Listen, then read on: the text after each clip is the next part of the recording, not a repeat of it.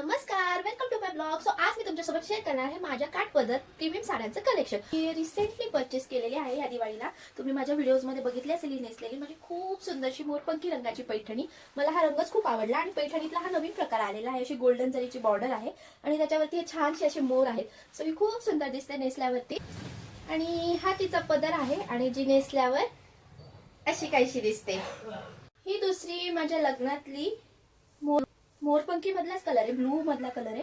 हिची जर बॉर्डर तुम्ही बघाल ना, इतकी सुंदर बॉर्डर आहे पैठणीची. मला ही फार आवडतो. हा हिचा आहे असा मस्त असा पदर असा काहीसा दिसतोय आणि ही नेसल्यावरती फार सुंदर दिसते, अशी काहीशी दिसते. इतका सुंदर रंग आहे आणि ह्याला मस्त अशी गुलाबी कलरची बॉर्डर आहे. सो ही माझ्या नवऱ्याने मला माझ्या एका वाढदिवसाला गिफ्ट केली होते.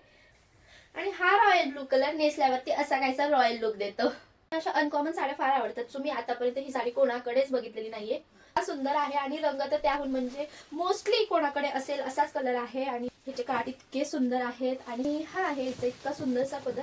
इथे बॉर्डरला असं छान नक्षी काहीतरी आणि सुंदरशी आणि ही सुंदरशी अशी साडी आहे. ब्लाउजच खराब झाला मी पहिल्यांदा नेसली तेव्हा. नजर इज रिअल, ते माझ्यासोबत घडलेलं आहे. आणि ही नेक्स्ट आहे सेमी पैठणी. सो तिची पण again red border, pink border आहे.